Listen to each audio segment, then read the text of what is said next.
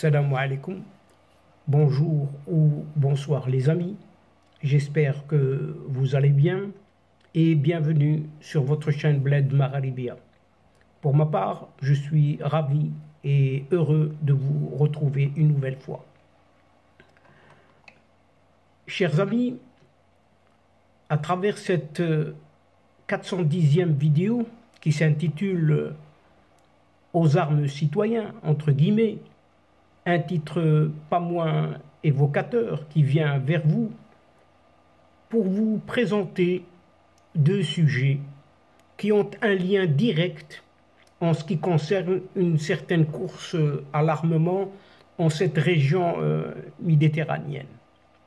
Tout d'abord, nous entamerons cette séquence par ce qui est annoncé comme une course à l'armement qui ne dit pas vraiment son nom dans ce désert appelé Tartare en cette Algérie. Et c'est le branle combat ces dernières semaines sur la frontière algéro-marocaine.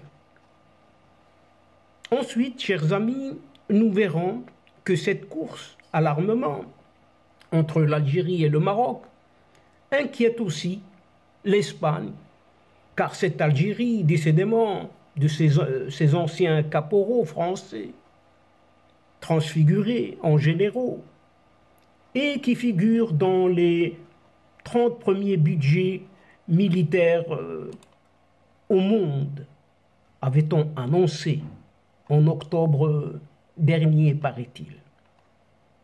En effet, le budget de l'exercice 2023 sera de quelques 23 milliards 300 millions de dollars, soit quelques 22 millions 700 000 euros. Ainsi, plus de 130%, oui, vous entendez bien, 130% de plus que cette année 2022. Ainsi, chers amis, le moins que l'on puisse dire est que cette Algérie dite nouvelle renforce ses positions tout au long des lignes de démarcation avec son voisin de l'Ouest, en positionnant ainsi plus de contingents militaires, plus d'armes, plus de blindés, et ce même au niveau des camps de Tindouf, où le pouvoir militaire, donc près de ces camps de Tindouf, le pouvoir militaire algérien, rappelons-le tout de même, séquestre des milliers de personnes en dehors des lois internationales sur la protection des populations des camps qui vivent dans des conditions inhumaines depuis plusieurs décennies. Et ces manœuvres militaires suivent la logique du surarmement algérien avec des achats massifs de systèmes d'armes se chiffrant à plusieurs dizaines de milliards de dollars. Une course effrénée à l'armement qui répond à l'augmentation des budgets de défense que le gouvernement algérien a décidé d'approuver avant la fin 2023. Il est même question d'une augmentation de plus de 130% des dépenses de défense. Autrement dit, on passe des 10 milliards de dollars américains que l'Algérie a eu l'habitude d'investir au cours de la dernière décennie à près de 23 milliards de dollars américains aujourd'hui. C'est dans ce sens que le régime algérien a négocié avec la Russie, son allié de toujours, un contrat militaire de 12 milliards de dollars. Les spécialistes parlent même de l'acquisition par l'Algérie de ce fameux chasseur du Sukhoi, le Su-75 Checkmate. Et l'Algérie envisage d'ailleurs selon les déclarations de ce vieux patriarche qu'est ce Saïd Chengriha, chef d'état-major, l'homme au pouvoir, l'homme qui décide de tout, eh bien de devenir le premier acheteur international de ce chasseur furtif. Une arme, certes sophistiquée, mais qui accuse un retard curieux et un manque de tests probants qui viennent jeter un peu d'ombre sur l'efficacité de ce chasseur, surtout après son camouflet commercial. Pourtant, cette arme, oui, cette arme, est à la base destinée et conçue pour rivaliser directement avec les avions de chasse, les F-22 et autres F-35 américains de Lockheed Martin. Il est dit, soit en disant passant, que ces commandes à la Russie entrent également dans le projet de modernisation des armées algériennes, souffrant de vieillissement du matériel et de la vétusté de presque tout l'arsenal militaire, stocké dans des étendues désertiques, en proie au sable et à la corrosion. Ainsi, on pourrait la résumer juste un stockage de ferraille. Ainsi. Pour de nombreux observateurs, l'armée algérienne a besoin d'une modernisation générale. Et d'ailleurs, cela s'est montré avec clarté lors du défilé des forces armées algériennes pour les célébrations du 60e anniversaire de ce qui est toujours appelé l'indépendance du pays, que le peuple n'a jamais vu. Donc, durant ce défilé, qui a fait dire à plusieurs d'un spécialiste qu'Alger,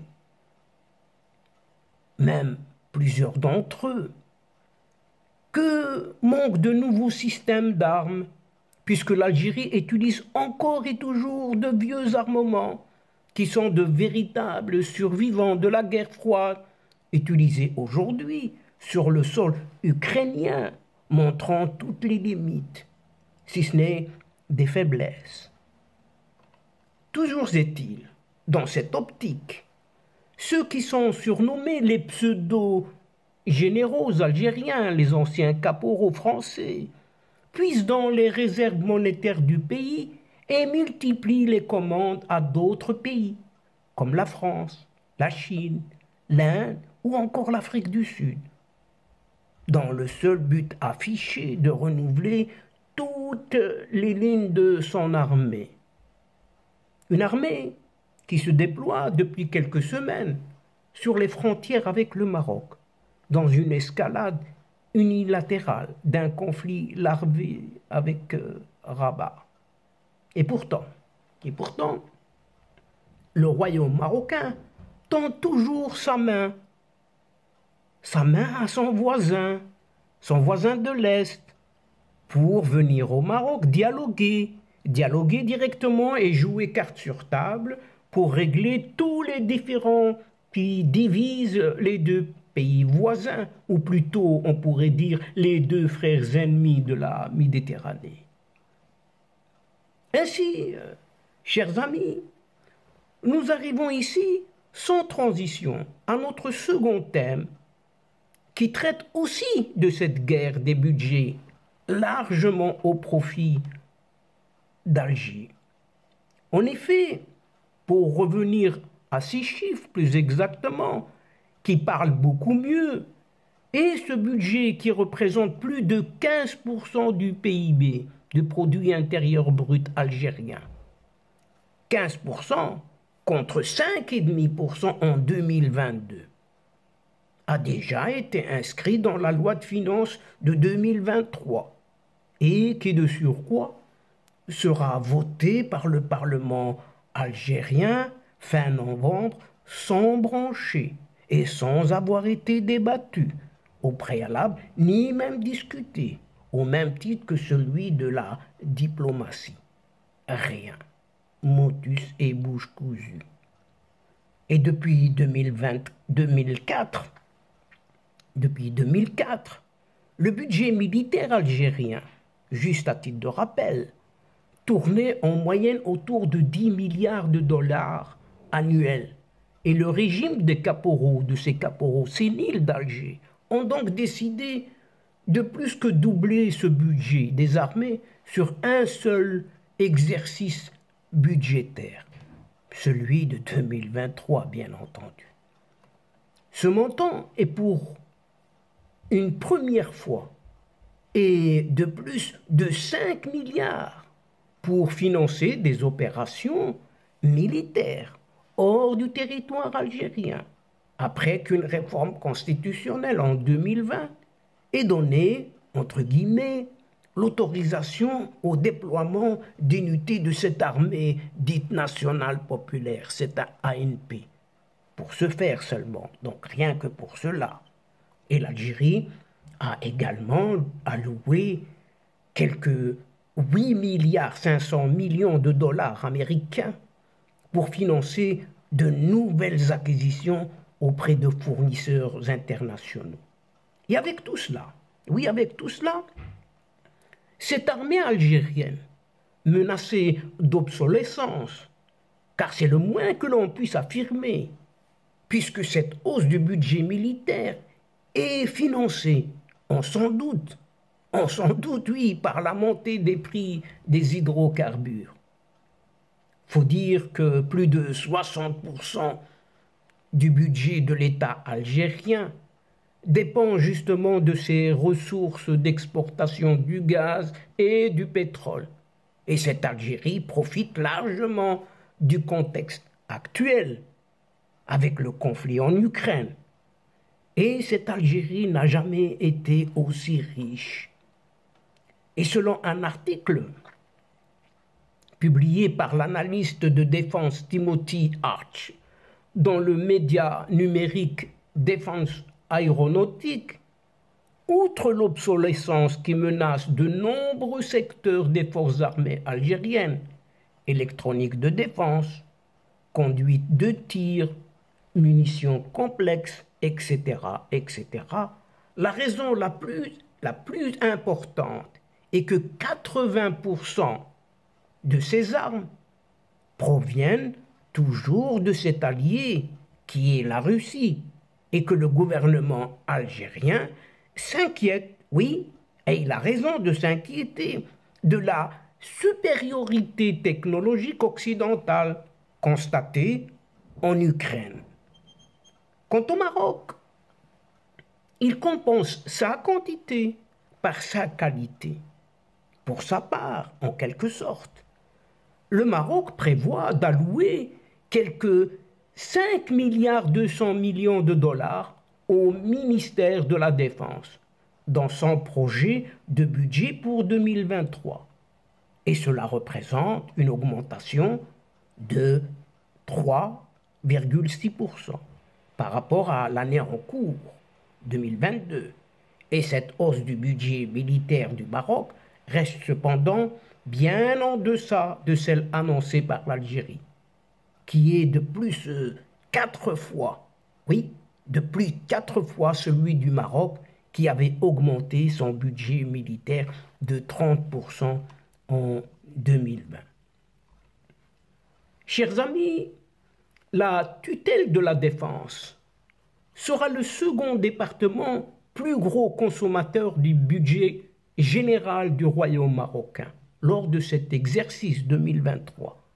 Après le ministère de l'Éducation nationale, bien entendu, de l'enseignement préscolaire et des sports, si bien sûr ce budget est voté. Le budget 2023 du ministère marocain de la Défense inclut, dans le budget général présenté à la Chambre des représentants, s'élève à un peu plus de 11 milliards de dollars. Et cette somme est destinée à l'acquisition et la réparation d'équipements militaires et prend en compte les crédits et les excédents de l'année précédente, ce qui ne représente pas des dépenses militaires. Mais cela permettra néanmoins aux phares, aux forces armées royales, de poursuivre leur programme de modernisation.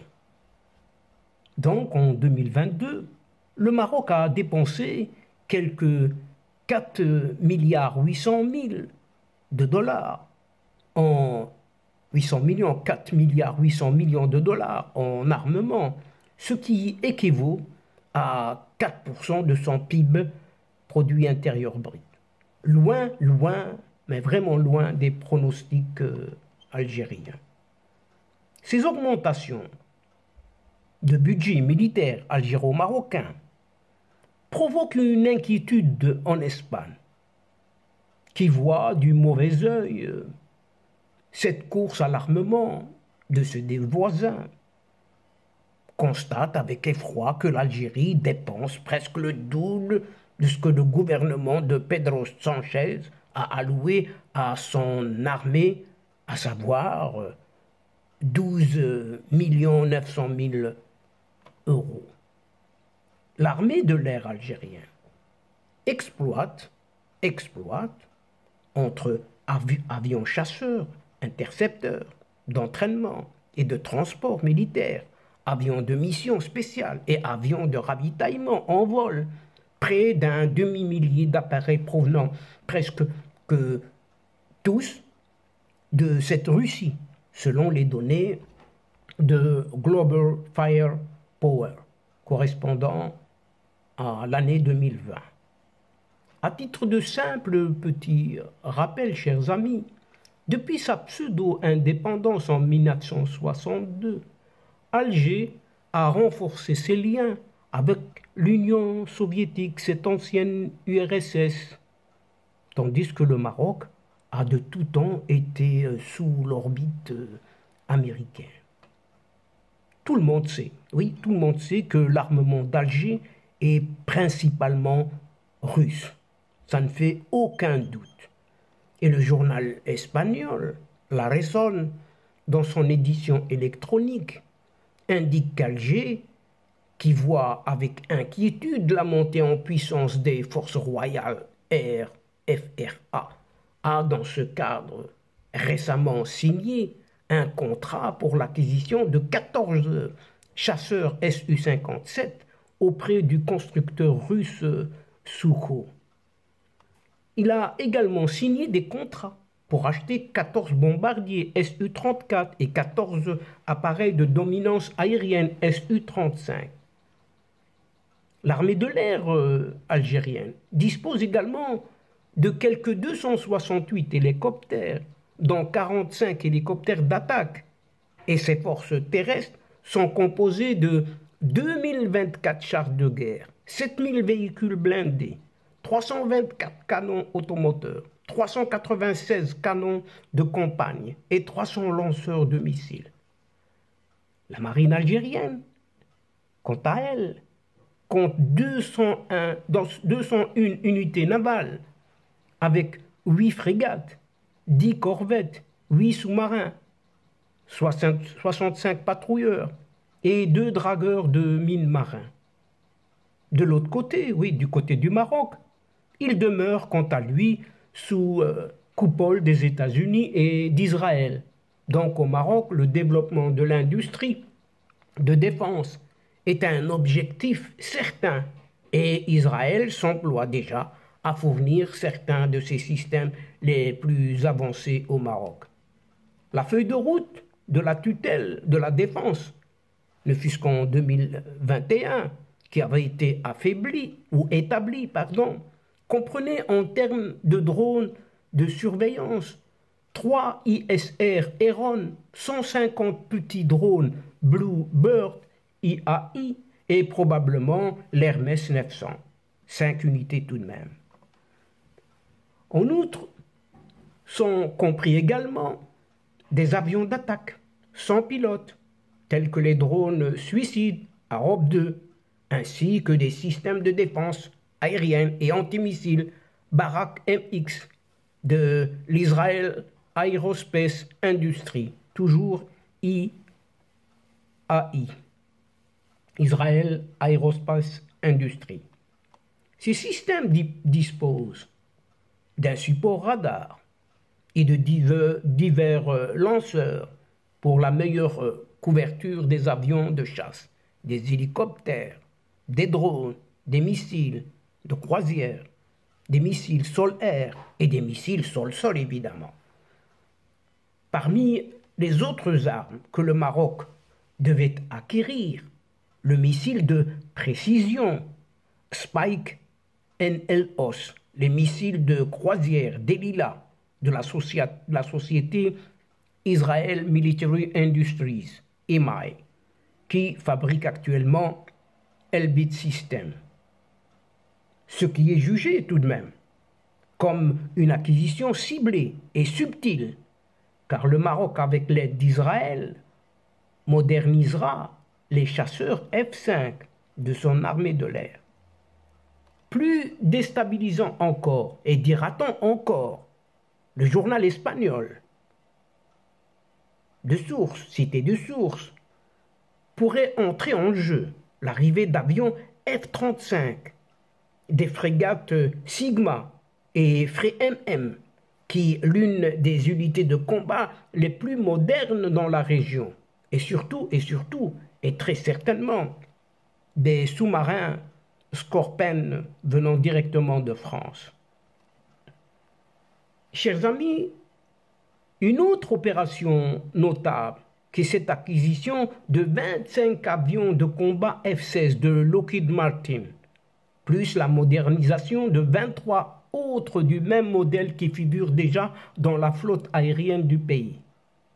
S'ajoute également l'achat de 4 drones armés MQ-9B, l'acquisition de 36 hélicoptères de combat Apache, 24 fermes et 12 de plus en option possible. Et l'on ne saurait occulter la modernisation de quelques 162 chars de combat marocains appelés Brahms. À tout cela, chers amis, il ne faut pas omettre de rappeler l'ouverture d'une base d'opération navale à Ksar, à 30 km de Tanger, avec la volonté ferme de s'équiper de 3 ou 4 sous-marins conventionnels à la pointe de la technologie. Et donc, chers amis de la chaîne, c'est sur toutes ces infos, ces nouvelles de bruit de bottes et d'armement, de super-armement, que prend fin cette séquence, en prenant congé de vous. Mais néanmoins, nous espérons vous retrouver bientôt avec plaisir. Merci pour votre participation en nous écoutant jusqu'au bout des séquences de vos séquences qui attendent énormément votre soutien, bien évidemment, en vous y abonnant, oui, et de faire abonner vos proches afin d'être informés très rapidement. N'hésitez surtout pas de partager autour de vous les séquences vidéo de votre chaîne. Pour ma part, chers amis, il ne me reste qu'à vous dire au revoir. Al-Asdiqa, salamu alaikum wa rahmatullah wa barakatuh. À la prochaine fois et à bientôt. إلى اللقاء في حصة أخرى إن شاء الله. مع السلامة.